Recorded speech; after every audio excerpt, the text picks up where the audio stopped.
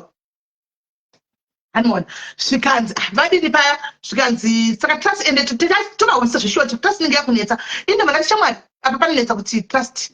I don't know how you're going to go and convince people to keep people stands first. To know what happens packet first before anything can be fogged out. Man, what you can and the masters abo kutoti apa kana kitogona munhu tonzajura oisa kuti agutikane kuti stand yake obatana pa ese then must to demand man. Besides that, trust in zvakaita kumasura isi mhosva yemunhu kana kuti nani nyangwe neinda kana magama akadinisa confusion makuru cheche. So I am with these people 100%. And more. So please ngatitesa ishosho. Akati imagine ndikati I don't know how you're going to do it, but do it. And mukona. So toda kumvunzo wangu oti atina kuita due diligence erapa. Toda kuvhurira emaline toda kutora vanhu 5-10 mukwire.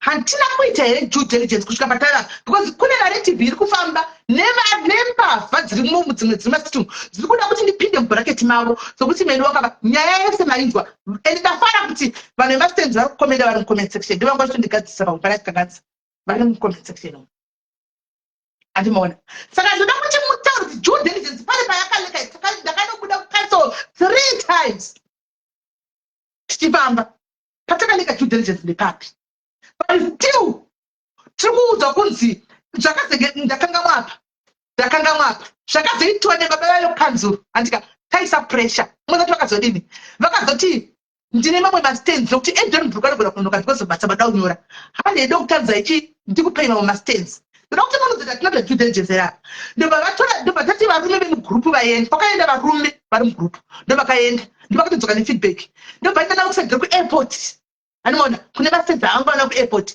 but vakaita lilakire kuti vakaenda musi iwoyo mvura ichinaya ndobva vanoona kuti no nzvimbo iyi it's waterlogged saka vaida kuti juta kuti vatipe pane waterlogged varume vedu vasvakati guys mastands taenda tikanomaona ariko asi panzvimbo vati hapaiti tinotopinda bhizi hakuiti it's a waterlogged area vanhu ndobva varamba vanhu ndobva vati no tikatotaura tikana iri waterlogged please hatidi ndobva taramba antimaona takaramba waterlogged icancel iyi ikasiti cancel saka chimbondiudzaiwo chimbotiudzaiwo kuti right now panonzi hanzi due diligence hatina kuita imimi laizvo let's say tongonzi ndepapi pamunoti hamuna kuita due diligence ndepapi naizvozvi right now munoziva tichi vanhu vakamboti mugrupu ngatitsvagei lawyer tibhadhari lawyer but munoziva ti zvimwe vakena muchasafungwa wega anoona uyenzokuda ti isusu takaenda kucancel nevanhu mamadharis tika vakanobvuma kuti masenzi avana yava vatinawo pano evimbwa anoona saka kutsvaga luya kubudisa kuti imwe mari kubhadhara lawyer anongoenda kucancel uchitonzi ehe masenzi tinawo tomira futi back to 01 saka daizama kwasati guys before we fork out more monies let's be very careful because masenzi cancel haisi kuramba kuti ine masenzi amaya evimba iri kuti ine masenzi evimbo luwo city council iyi saka chinokoti chaenda chitikaenda kupi anoona kunongononzi mastenzi aripo anoona but avo evimbo mai ava tobuda kuti shoot bob Hanimoda bongoza ndi mulikudzoti masenzi alipo saka mireva zvinenge zvechida kufunga zvoda tigete wise kuti ufunge futi zvakare haiwa andanzi mbakaita judgment but aidanetsa kuitwa waifangwa kuita sei iwewe waidii hatiteedzera nekuari negativity tiudze kuti waifangwa kudii wanga uri iwewe waita sei nokuti hapana patisina kupinda kama office ese takanopinda even maresearch takanopinda andika takanopinda saka due diligence imwe ndeipi apa government confirmed exactly what government confirmed several times takawanda pane ndiri one takawanda kuti yes masenzi avo tinawo saka ndeipi imwe due diligence ndaipakuita now narrative inozobuda uku kunonzi vakababaridze masenzi ini nekuti vanhu ndaitobhadhara yangu mari nekuti vanhu vaitobhadhara kuti guys kana uri baba humisi vanhu kuti musabhadharika unotora mari uchienda ndikutaura manje takaona zvetingadi kutaura pano wandibozodzogorodza life I said everything takaenda tikatodza mapawe and everything zvese was there saka taili we went 3 times zvese was in place chitendai munzwe last week mukuti due diligence last week andika kuna vamwe vana baba vakanodhipotera mai vaya vevimbo last week kuna vamwe mai vakanodhipotera mai vaya vevimbo andika kuti takarwa fraud namai ava mai vaya vakanotogwa nepolisi last week vatogwa nepolisi vakaenda kumapurisa vaenda kumapurisa vakasvika vakanoburisa paperwork yese vakati paperwork ndakati ndakoti ndikahwina mapepa angu aya zvikadai fonerai council munzwi council ichifonerwa nemapurisa eharare central last week ikati yes tine masenzi amai ivavo vari kuziva zvikuitika kumasenzi vavo vakanjamba so it's a process pavaregedzwa mai vaya saka chimbondiudzai kuti if you were a socialite like me ukwadetsa ndeipi due diligence apa yataiva kuita ndeipi ndikuzvije last week havana kuzosunga vakabva zvese zviri correct hapana idelay mirirai ndobva yapera yakadaro saka ndandikati kutokonfirma saka idelay mirirai saka tichaite episo where are we going timbondiudzai masenzi sisi takatopiwa but chishuwo chedu chekuti vese munosanga apinda including ivavo vari nyaya vawane zvavanofanirwa kuti vapiwe handimaona but now kuti wakikwa ikaitara gurupu twai vari kumiramira panyaya yavheko sei vasiri kumiramira panyaya yemasendi come on guys ina chabemiri yemasendi ndakapuwa handinotaurisa chitofambira izeni mogara kuti kokusei ndindadaro palive mochinda kunaselaita waunoda halo kola Hello, hi, muri sei? ndizaitika njani Moshe, inyaya muri kutaura yemastenzi, I think vanhu vakawanda muHarare vakazviitwa. Isusu titoriwo magroups edu atakaitwa zvinhu zvakafanana naizvozvo. iwe ndiwe mbavha yamastenzi yaiwe tongwa kuti uri mbavha yamastenzi Mukaona the same system yamakaitwa isi simende yekuti munotoita due diligence, isusu titori magroups tikatsvaga malawyers. Lawyer unotokuudza kuti handei mugonopindwa nemi mumaofisi ecouncils simende vanhu vanenge vachitozivana I think. Mopiwa mapepa ese maland development, maland what mapermit and stuff. Motora isusu takapiwa mastenzi kwakutori nematara sisimeli. Tikapiwa mastenzi kuti unengotoyatsora kuti stand yangu ndeiyo wobva wanzi zvamakaitwa izvozvo bhadharai kusvika pamari yakati tinobhadhara zvedasati vadakupai mastenzi. Saka chinonzi due diligence muHarare chakunetsa why because vanhu vacho vese vanenge vachizivana each and every office ko vanenge vakatorongana.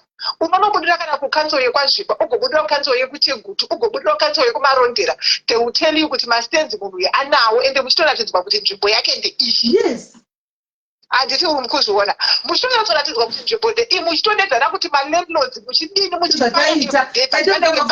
morning neighbors tatobaiti good morning maneighbors ivo vacho vari jeni vachoti vachitoadvoka anyway isusu redu taitaitana kuti good morning landlords every day tichipanana encouragement vasikana ngatimuke tinamatire mastenzi muchinamatira mhepo pasina chiripo.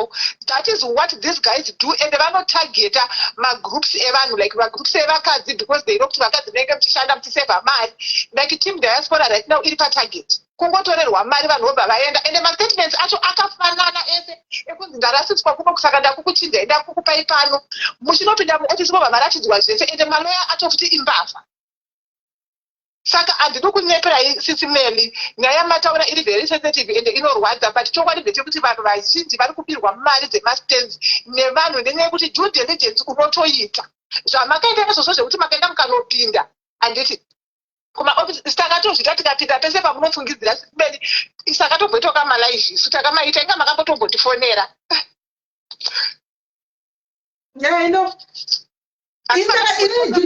dzangu yekuti ndizoti kune vanhu handidi kufamba ndoga handei ndakazoona pauri iwewe ndakazoona pauri uchidzi wakaoma ndikati inini handisvinda ndoga ndichatsvaga vanhu mugurupu mavolontiya tifambe tese takawanda tikafamba taifamba takawanda ndangofamba ndiri ndega handitovazivi vanava madhaizi andiponopata takasangana kuharare ipapo handiona taitotamboimea chikoro chavo chihombe vane a very big school muharare that means vakarohwa mari CCN vane chikoro private college yakanaka muharare taive navo ndivo takanga tochuza kuita chairperson vari chairlady vachienda kumameeting vachienda kumameeting ese aitwa vaitoenda ufunge but yo ende murikuona sisimini zvavanoita vanhu vemastenzi handiti vanotanga vatengesera vanhu vekutanga vobva vavaka muri kunzwisisa saka vanozotera kumashure manjeka munenge mamavictims because munenge mamboona vamwe vatenga vakaita sei yes vakavaka yes munotoenda kumadue diligence ikoko sisimeni zvokutori nechitsotsi chese because kwamuri kunopinzwa muofisi yemunhuka vanenge vaine zvimapepa zvavo nezvimanepa hauna kwaunotenga sendi kusina nepuka hariko yes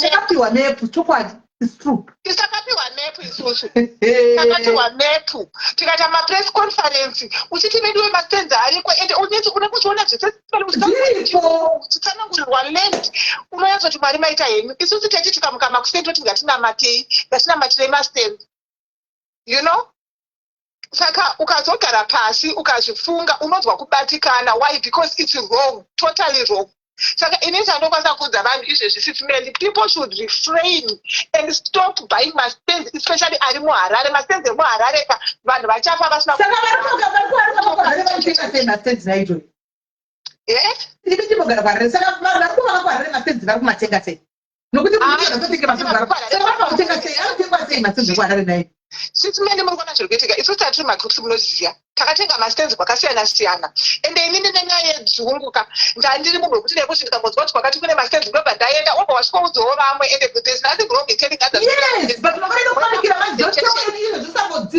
usambofokoza muzimba inokupanikira mangwana inokupanikira zvikabuda zvakanaka kunanina zvakaipa zvikabuda zvakobhenda unoitwa baba iwe usina kana sendi wakatopigwawo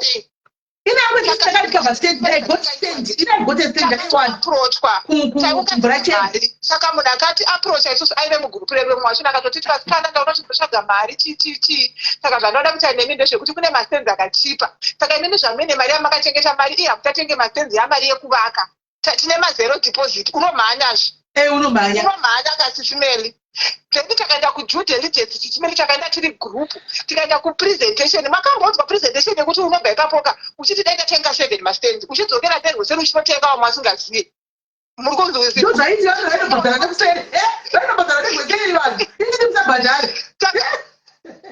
sisimeli I think kuti kutofanira kuita campaign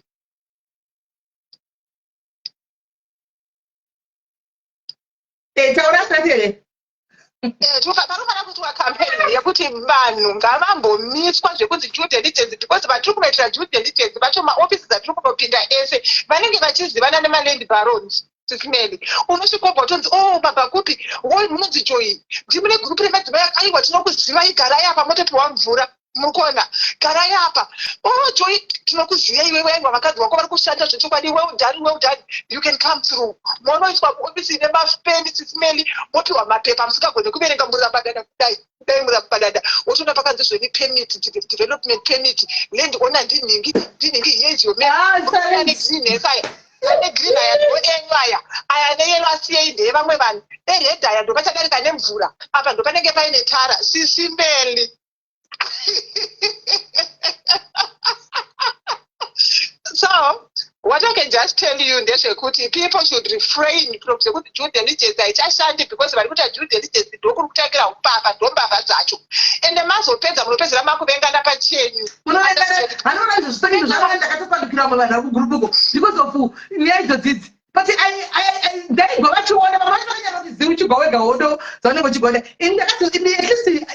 because inini ndonetsa joy ini ndopisa vanhu kana ndachazozvifunga tikafuna ndakapisa ndakapisa kusvikira tapiwa ise takachegera tikatopiwa tikatoisa mafensi izvo takatoisa mafensi kwangu jurawo Andwana. Then friends yangu akaenda kuzara rewe chechu akadocheka kadi angaza tesa offense amuntu akaisa itena mubvunzo chani ndakwenda comment section to put offense because I saw it directly because you can put my offense kwenye what not wanted. It's but kuni vamwe vanhu vebaka pasakwanisa kugodha mari dzakwira dzikuti wo ama 300 pamwe dzawo chamakwanise. Andwana. Saka vari kutokuwana iwa handi disaster. Sakanyadze must tend to be honest with you, Sis Mary.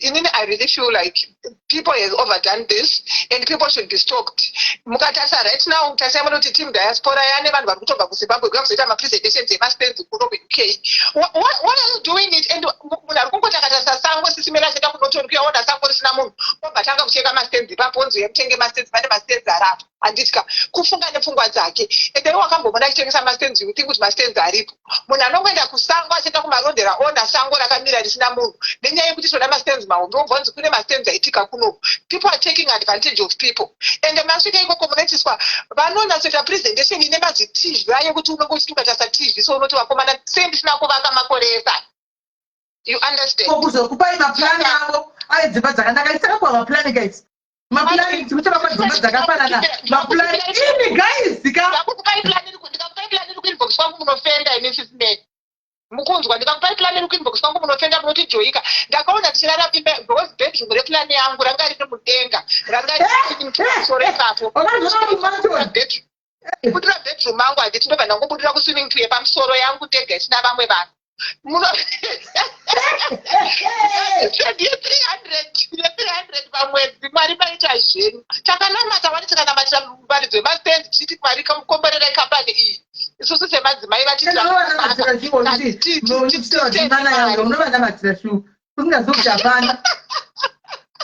So this is a call for many people kuti vanhu vakungotaka kuona sango achienda kana kusvigwei anongotanga kutoti pane ma-stands otanga kutopega zvisingazivikanwe even negovernment and anenge aine vanhu vake kunogadzirwa mapepa kwekuti Sis Mary asi mukandopinda muofisi munosvika musidzi zveshe ma-stands aripo. So this is just a wake up call, ladies, wake up. Kwarara hakuna ma-stands. Ma-stands kwarara hakuna ndochokwadi. Harara haina ma-stands ndapota. Inini I'm a living testimony, I'm a victim of so many. Kungoti ndiri munhu akazvipa zviri pamba joy. Ivana ndiri pamba. Munhu anotodza kufunga kuti pane zvaunoziva asingazivi kuti muri gurupu ka atitoti gurupu unotowirirana kuti aiwa guys inini majeka ndatozi handinzwisise ndinditori nyoka zvamaitwa ndozvaiti zvamachenda nekusei vanoda kuhlasira vada kufemesera vanhu sabhadhare kutovembona naidhuwadziva ndida kutombovafonera kunovembona naidhuwadziva hataiti tanakutukana kazvokutsvaka rose mugurupu naidhuwadza tichitukana ndibiyeremo progress yeamusivatvanhu slow progress enyekunatwakanaiya iva vasasa munosisimena vanhu varitokunaa izvo ndiri kutovharawo ndakuenda inyumwa vanhu vakatonditsamwira kuti simeni mukukina progress nhasi ndio vanhu vanenge kuti vabva ivavo vari kukanga vachazonewo. And also vanhu vari kushanda nyaya dzekuti due diligence ngataura nechokwadi hakuna munhu anobudisa mari pasina kutiwa due diligence. Taitobhadhara maloya kuti munotobhadhara loya handika otoita due diligence oya neripoti mind you loya anenge ashanda ekuproduction kuti varidzo vema-stands pamunongototsvaga loya kutochitamburiro hake obva anopiwa mari kudzaiwa vaudzo kuti zvese zviripo ende fokoti kana vanopinda mukanso ungati hakuna stand isu joi kana malaive edu loya rakavhumba kubuda palaife pano takati tekubudisa palaife kutoda kuti loya ndekakaita presentation palaife vanhu sakateerera loya namashavaya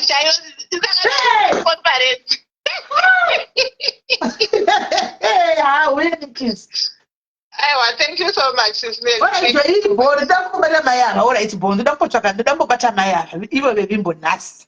I want to get hold of here now ndakazomboziva munin'ina wangu Patricia Jiko akazombomanya naye kuti Sis Mary vakazoba ibavha ndakamboenda kuinbox akendati handiti wati uri bavha I hope uri kunowana evidence ndobva ndapa manhamba ese evakuru kwatakapinda kwese kumaofisi anondatora manhamba ndikati manhamba aya uchinda ikoko uchinofamba ndomusana akaguma kuda akadzifambira Patricia mheno akarodzwa kunzi masinzi haana kuzotaura nezvazvo haana kuzomubvira nezvazvo kuda akadzifambira kuti ati manhamba ose aya adiado yabhosi yayo yachizifambire uzodzoka chudza vanhu kuti timbavha ndipo akafamba kozwa kunzi masinzi ariko zvikazodai haana kuzomboitaura futi nyaya iyoyo asi zvacho alokola.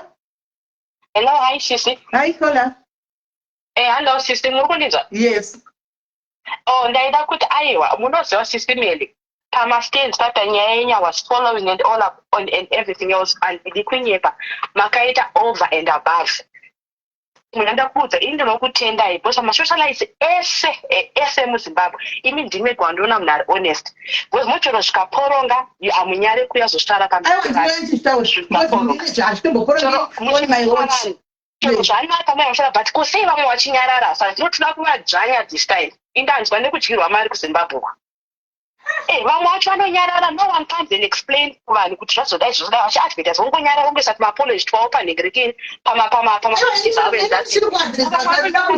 want to know. Panenge pane mistake ndotsaka ndati ndoda kumadzitaura radudza kuti ndinetsoronidzira paikabva kuti ndepapi pandakazvimisa. What did I miss? Kana handidi saka anyway achiri kwereya yekuwaterfalls inange ndapariajakomenti munhu handichasindakakomenda munhu nokuti mangwana zvakaponomonotibavhanibira inazinochaka woga imonochaka woga uri kuti ari kwekoti akuda mhere ndakaona kumbere chena chimonochakawo kuti yanhu aufa aaaikutika munhu plagi azviite I just want to say thank you so much handidi kunyepa thank you vamenya vauye vachizotaura ndozvandozovavengera kuti sei vasikazeki vanongonyarara votiziva kuti chikona mavo imi munouya hamunyare kusekwa chero kana zvaporongwa muchi zvaporongwa zvinhu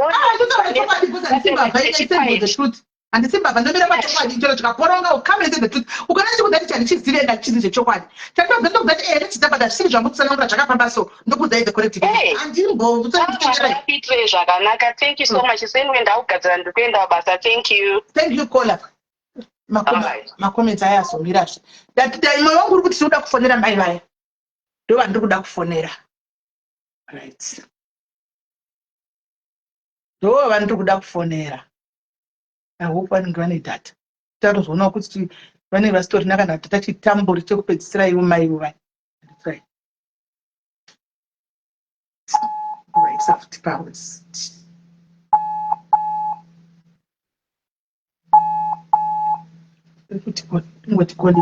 data netstoripo kana data maya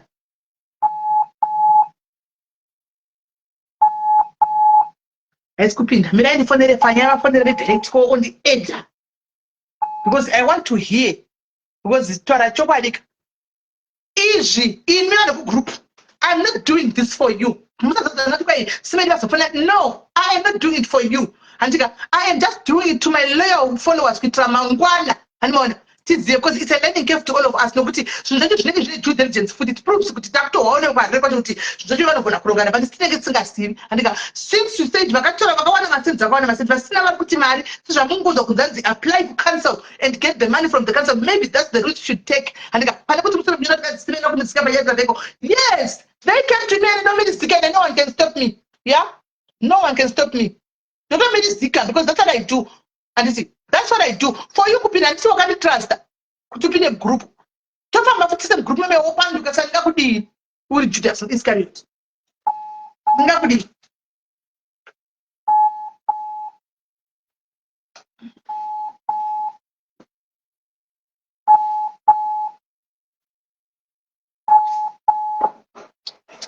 pinda futse kentry yacho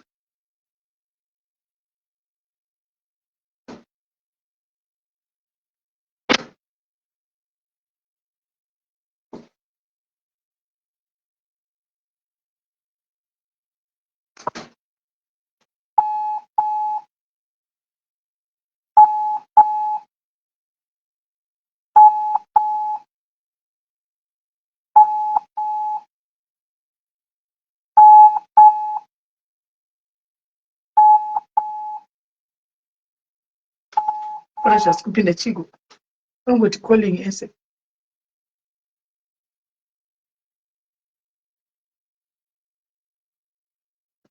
kuna ngoti calling ese maido kudi ndikuda kufonera nodza 99 saka muri kuti chi asi ndinangu stand ndinayo stand ndakatewara ndakadaisa fence guys ndakadaisa jurawo ndinayo me I have it. Nevamwe vakabvumba vakaenda kuhombe kuti anadzo isinadzo takatoisa vamwe vakatoisawo umwe akatoenda kuZimbabwe izvozvi musi uno kunozvisirawo but sine kuchingobvunzawo zvako kumwe chingo interest but zvakaoma Susan akauya akadudza mukomo wakati siveni uko ngati mira ndivaisire ndikiri meje inongoti connecting ndodiko It was a man. Call me. Just a message.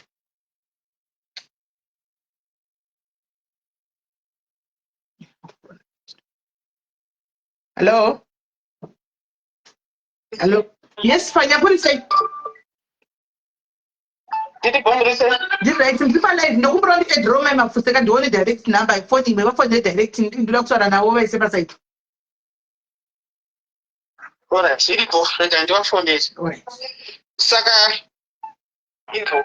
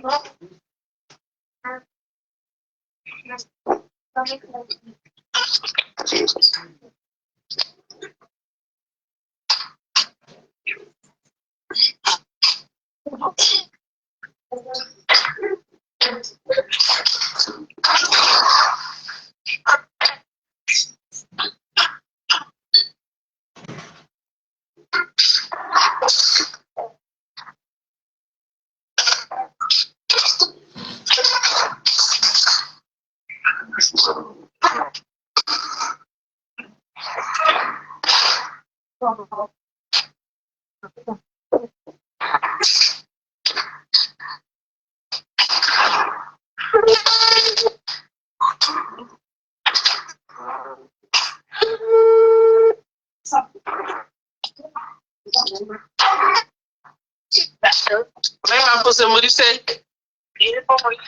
Mushe, smelly baru I went out our name. Magadi, you may have fus.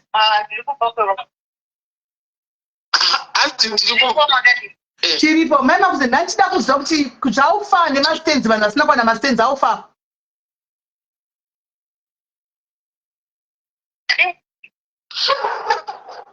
Varuda kunda kuti hanzi vanhu vasakana mastenzi haufa. Ariko kupi.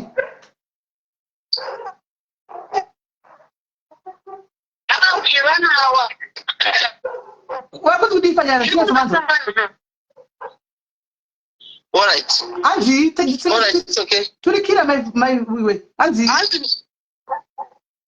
Anzi ndirikumba kwevanhu but hanzi mastenzi ariko but saka vabva ndirikumba kwevanhu ndinogona kuzokufonera. Aiwa ariko kupi mastenzi kupi ukuthi kuDonbrook taudzwa ndinde kukanzo takanzo kuti chine Donbrook iye maudongo taudzwa kuti chine kanzo kanzo yakati kwakaimbirwa nemayouth and kwakaitwa madouble allocations nyangwe tikakuallocatai kune confusion yesikunzisa munosapointwa mastenzi acho akaitwa madouble allocations saka zvinotoda kusotwa zvinoda time maybe 2 years. Right. Saka manje isusu hatisi kucomplaina because isusu ine vamwe takawana tinawo mastenzi edu nacho dzangu vamwe vanhu tipa life anyway kuti inini isusu nevamwe ndakadoisa jurawo takawana edu but kune vamwe vasina kavasiri kwatakafuta tora mastenzi mamwe bai handika vanove vanotinyeya vatida kuti tingovazivewo kuti tizwewo kuti naiwo because it's only fair chero zvavo vari ungrateful bastards andiona they are very ungrateful but toda kuti zvingovewo fair kuti ivo it's either vapiwa mari dzavo back kana kuti vangopiwa mastenzi avo simple avakaclaima ma300 tiwa nokuti havana vakwanisa kubhadhara mari yakawanda and haisi mhosva. Yeah, I think the best solution mai mafuse vacho kavari kwacho namai mafuse vacho vakauya then we take it from there. Kuwaterfalls vanhu vakaramba but kuwaterfalls kwangu kutori ne very good deal but vamwe vanhu vairamba vachingoti asi mhosva yavo ndakambokuudza kuti ngati zvokuramba kwevamwe vanhu havasiriyesa vamwe vakapinda vamwe vakaramba haisi mhosva yavo because remember zvakataurwa pekutanga paDonbrook asi zvakaitika saka vanhu vane skeptical remember kuti vazhinji vachona vakapinda akarima low paid workers anti kuti dzima scheme yavanhu vari low paid exactly saka right now kuti mari dzangu vasungirira vachindoda iso dzobva dzangotorwa nevipo dzobva dzangotorwa necouncil andiona right now zvakare panenge pari tiki pavari kuti vangotanga kungojambira kungoti so in some way vari right haungava tingambovapiki kana chikuti because vakatsva takatsva kumasuro 100% those vanhu ivavo ka vatori netrauma they were disappointed Saka ndopatina kusati pane twasei because 100%. point wasei because ndiri zvandiringotaura zvandiringokudza every time zvandiringotaura kuti namai mafuse venyapa ngavape vanhu mastenzi ava vasara ava first vaone kuti stendi uyu wonzisai mafenzi vanhu vechizobhadhara. That's the only thing. Ini ndakataura nawo mai mafusi ndikatoti zoni mai mafusi kana mastenzi abuda ndakataura nawo kuinbox since last week I've been talking to kuna mai mafusi vachiti kune mastenzi 80 or 79 ndikati 80 or 79 iwayo ipai vanhu. Yes, ngavape ava vasara ava vari kumashure ava ngavape mastenzi wayo. Yes. Because if I pay my stand, then we take it from there. Yes. For now, we are not going to talk about money. Kwa hiyo vari kuregera chiku vapa mastenzi acho. Yes. Kwa hiyo vari kuregera chiku vapa mastenzi acho. Ndosaka ndachitaura navo mani. Tingaita sei? Tingafone mangwana maybe. I think mirai ndiona kuti appointment yatingaite navo tofona. Aina ndinofanirwa kuserendoga. Andikufanirwa ndindoga ndozvinoita challenge because ndine maybe kurutaimira musana ndiri off kandisiri off pano tinesei because ndinochida kuti tizviite palive. Takatanga day 1 nyaya dzemastenzi palive pano. Zvese zvopangotwa palive pano. Because ndikana kuri kufamba ndinzibaba. Kune mamwe masocialites echinherera nekasina brain andiona. Asi ungadi kuziva nyaya antomhanya kuti mberi baba. But the truth, when we know the truth, because I also was a victim. They personal thing that I was also a victim. You know, so I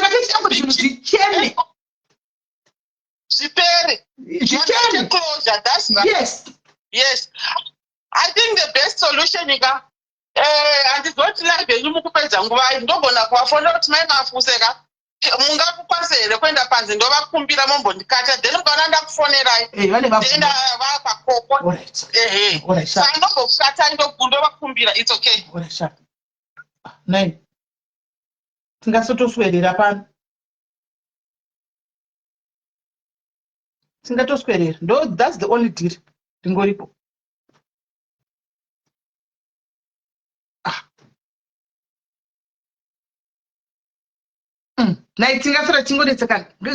We just want to be honest.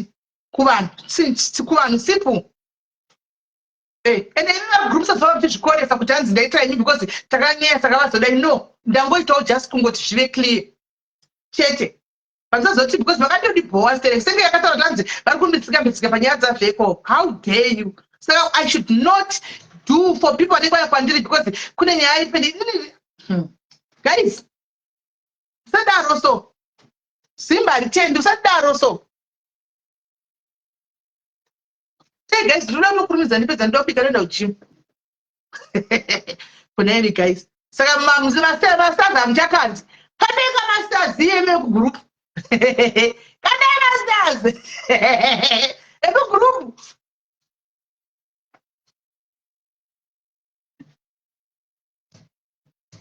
Kadeka masters group. Nine. But remember, 2, 3 or 2 but the chocolate is still a stands. I am food more for teacher, a good bone, very generous. I may mafus. I think I would have done my mafus. I say I may mafus.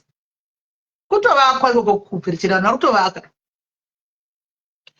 Jim and the room was a little Panobaku Jimuna 8.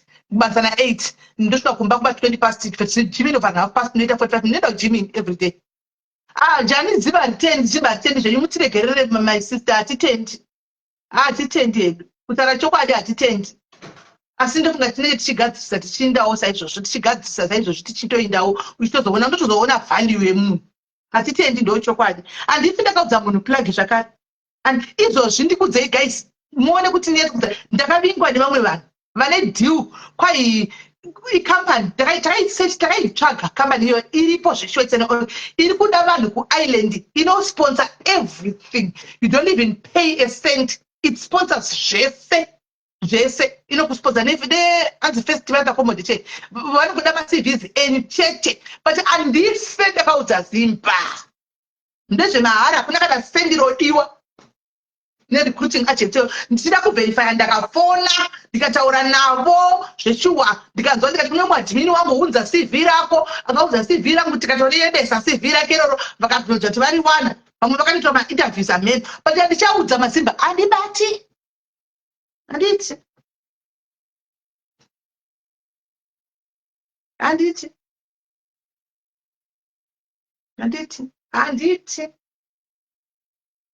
recruiting agents hombe chaya ndakatoona hombe takatoigugla tikaitsvaga tikabatsana kuita june zvenge tichitsvaga nyasokuona but papesa ndakati kune vanhu vaindibatsana kati guys voza kuti ndagaya zibhanaya ndagaya nerozva vanosvika pavasvika koko vatanga kuexploitwa cause this is maybe vakatitumira kuno ndakaogaya ati hakuna chinhu chinobhadharwa nothing for zuch zero vakataura kuti for everything because taida kunyatsogwa kuti varoda kutageta vari vakati people are sponsored vanhu vakaita vari mucomment section ndikati what's beaten twice chai handiti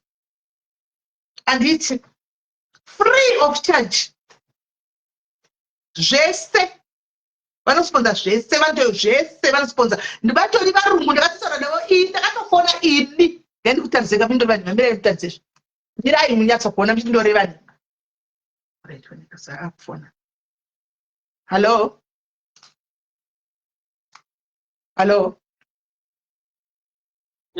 yes keep holding okay ndavakumbira kuti vaende paside all right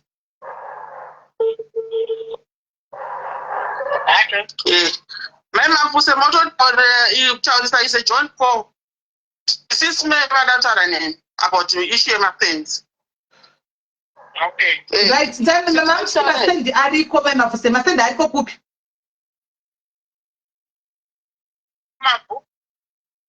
kudhoni bhuruku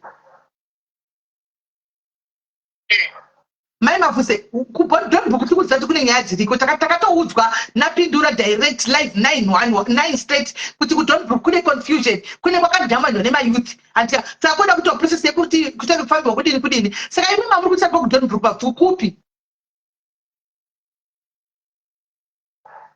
Kune confusion yakadaro tiswele hatitadzi kuwana zvekugara muconfusion imo saka muconfusion imomo ndomabuda kuti mupe vanhu then akuzopwanyiwe here necouncil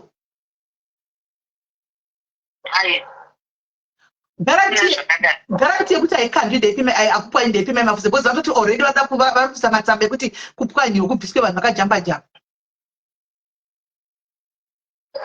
zvakambotaurika kare takazvidefende saka imini muri kugaya kuti alright muri kugaya kuti vanhu munovapa mastens rini vakasara vakauya tinovapa vakauya kupi mabhuku ipopo nemai Mafuse imi mamune ofisi vasikana anditi mamune ofisi kwayauya vanhu saka mukati vauye kumabvuku ikoko vanouya kupi munhu anongosvika kumabvuku yakakura onangepi hamusi kuve fe onanga kupi kune papulani nhamba yedu inoiteteeye tine mabhuku edu aripo hatinokwanisa kuvapa saka vanouya kupi ndo mubvudzo wangu kuti vauye vasvike pamuri imimi vataure nemi muonesane muinde paground munovapa mabhuku amuchivachekera vanouya kupi haticheki zvinhu zvedu zvakatoitwa nekanzi kudhara survey yakaitwa mapekisi aripo kudhara anotori nemateki alright saka vanouya kupi kuti vakuonei kuground ikoko tiri kutoisa bhisha ofisi yedu saka muri kuti vave kuground vanofona akasisimeli totaura kuti tiri pakati vosvika saka alright saka vanotouya kana mangwana chaiva kana kusira mangwana vanotowana muripo munotovataridza pavo nepapapa challenge kwetoripo sisimeli mangwana hazvigoninda paneimwe member yedas property anondibadoni mandari so I have to go to court mangwana ndichandotora ningisamoni racho ndozwa kuti riri kudzodi I have to ngoita walawyer totangira ipapa inother side imuri kuti moda kundoratidzwa ndiri munhu mumwe chete aiwa ini ndangobvunza mai mafuta ndina kumbira kunora kuti vanhu vanotaridzwa mangwana ndangobvunza ndoda kuhwisisa handiti kuti vanhu vakwanisa kudini vakwanisa kunzwisa because vanhu vachinawo ndinavo pana vakakuteererai handiti saka ndopa ndikubvunza mati masamoniwa nemunhu wekujusti mamusingachandi just property kokwai madii futi ndati kwamishwai masamoniwa nejust property munhu amutora samoni kokwai madii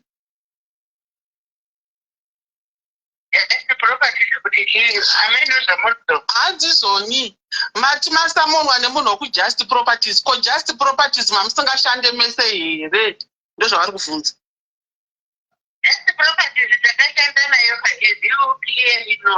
yes and then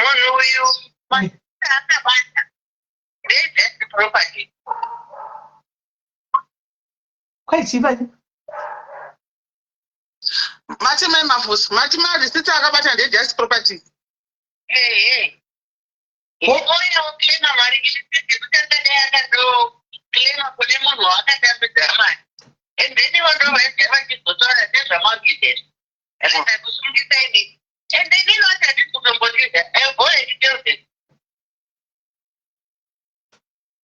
saka munhu yakubva kugrupu redu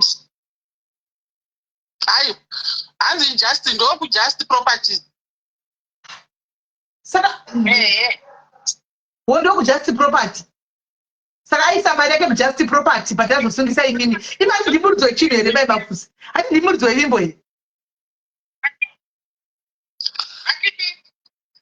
ndati handiti just project vaudza kofane project yanga isiri yevimbo here just properties was just receiving money but project yanga iri yevimbo It was not just a receiving. No, I'm going to talk about even my offer letters they were given up. Don't come back when it is the number of it. That's the property to suffer. You could say my offer letters. I want to put people together. Because I'm going to put in the police case here.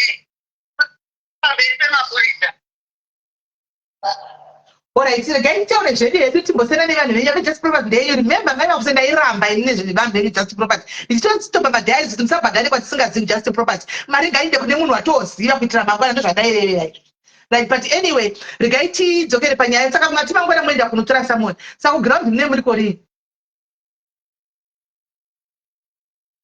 I'm not payment with the but they don't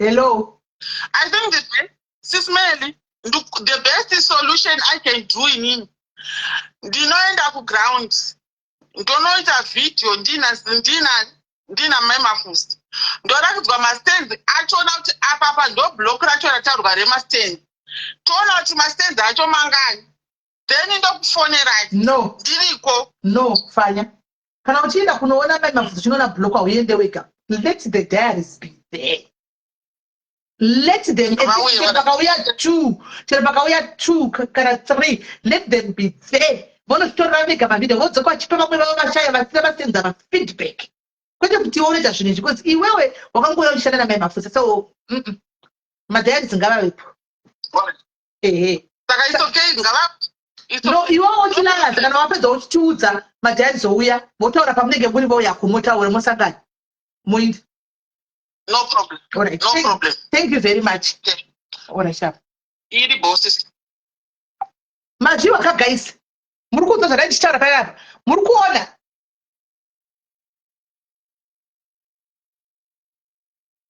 Zvandaichitaura muri kuzviona ka. Mazviona ka zvandaichitaura. Kuti from day 1 ndairamba. Muri kuona havasi kuziva kuti palife. She doesn't know time on life. Vakuti vati ndasamonewa just property ndaitaura iya vakanga vachinyanya nemadhiaries vaya vanambotora pekutanga kuti vaiti ava mai vanhu vari kutikonesa kuti mubude nhikiri muburitse mari zvezvi zvifambe ndo vari kunzi nhasi kune munhu wani asungisa mai manhikiri mai mafusava vane samoni rakavamirira sei vachishanda pamwe chete handiti mazviona ka imi timu rekugurupu muri kugurupu mazviona ka mani mazvionaka maiti muvengi mazvionaka just property yenyu kwamaibhadhira mari yapandikira namai vafuse vaya moibvunzepi maji handi vava wavaimusana kudi kwai ndokusvika taurataura unopa mari wakapa mari yako kunani handi waibhadhira mari just property handi muri kuzviva zvandaitaura kutozalaitaura hani mukuzoza ndiri kuzvandaitaura kuti ngatipei munhu watakadzanya fari yawo iye wana chipanana ndiye watakadzanya nawo kusvikira tawana solution zvino varinda kuna just property handivazivi vaitondikugwisa kuti ndikukurambidzai kuti mubhadhare mari kuti musabikwe hezvonhasi vakona saka muchidii amene vaimbodzaive naye mwana wo panhenge dzaimbove navo here ikazovhara kudiviri amene dzaimbori nayo ikazovhara handimazviona ka kuti mwari vanongozondirwira pakupedzisira handimaona vakugrupu vaiti ndiri enemy of progress nditi guys mari inorwadza kuti tirambe chingobudisa mari tisiri kuona chiri kuitika. Let's stop paying these people and you will go behind my back unobhadhara kujust property. This is now what's happening. Kuna tichirengere kuna mai vafusa vakuzati unobhadhara mari kwandiri wakabhadhara mari kujust property daikoko.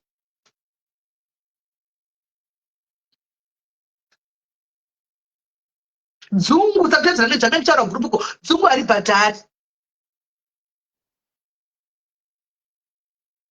ari bhadhari ndini futi ndakunisana naye ndini futi ndakutotinisana naye kuti tuone kuti zvimapiwa masitenzi wayo I don't know ndini futi but mune mchibhodira sometimes dambuka muskopo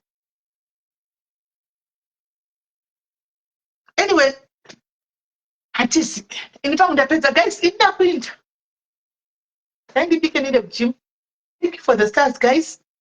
Ini vanhu vakapiwa mastenzi vangu vakanga vakamira ndakapiwa mastenzi vangu vakadai kana panzi vaita chinonzi aiwa ndinotomira semweyo china kumira kudai semweyo china sini vanzi vaive nayo vakatovara unoona chakaitika chiitsili mai avo vakamboita project kubudiriro vakamboita project kubudiriro ikabudirira nemastenzi yoyi vakamboita nevipo yavo yoyi vakambopaita zvemastenzi kuko ikabudirira saka patikamboona kuti vakamboita yekubudirira ikabudirira hatinamboita problem nazvo because vakatomboita imwe yekubudirira ikatobudirira vanhu vacho vakatovaka ikatopera vanhu vakatovaka kugere vanhu yavakaita ivo maya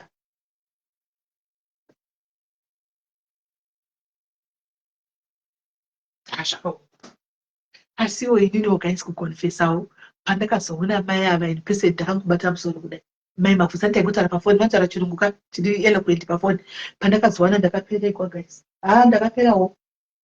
ndakaperawo pandakazoona kana bhutsu chaicho chibhutsu chaicho chakatarisa ukomai mwana kana zvanga katika kana ivo ganda ravo kana zvaka zviri musoro chiwigi chimasikaro changakakwai 1950 chakadaro mai mwana ndakati ndo munhu ari kuti hedhaira pandakabva ndo pandangoti munozoti guys uchisanga nemunhu unotoonawo munhu kuti pane zvinobuda pandakangovaona ndakabva ndangoti mufanyakazi ndo mai vari kuti ndivo vatomudzi wevimbe yava vachitaura chirungu chaicho chechasi zvavari so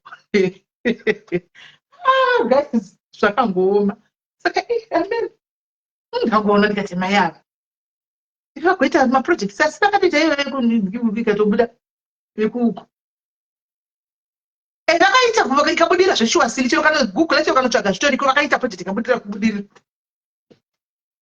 red flag ndakaziona musi wokuti tinde kucancel ndazovaona dress changu akapfeka zvibhutsu zvacho chibhegi zvose practically everything guys. I'm like when you see a business person at least you should see a certain image, you know. You want a certain image per business person, you know what? Yes, she's running a business.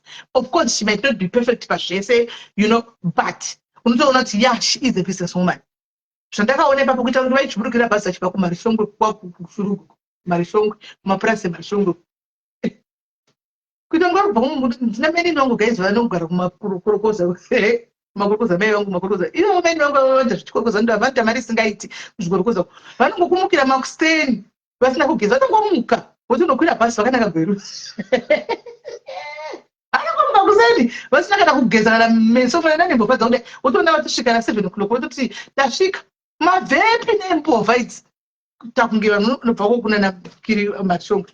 Appearance matters. I always tell people appearance matters. Even kubasa chaiko ndogara chicompliment vanhu vamwe vanoshanda navo kuti they are always up to date because appearance matters.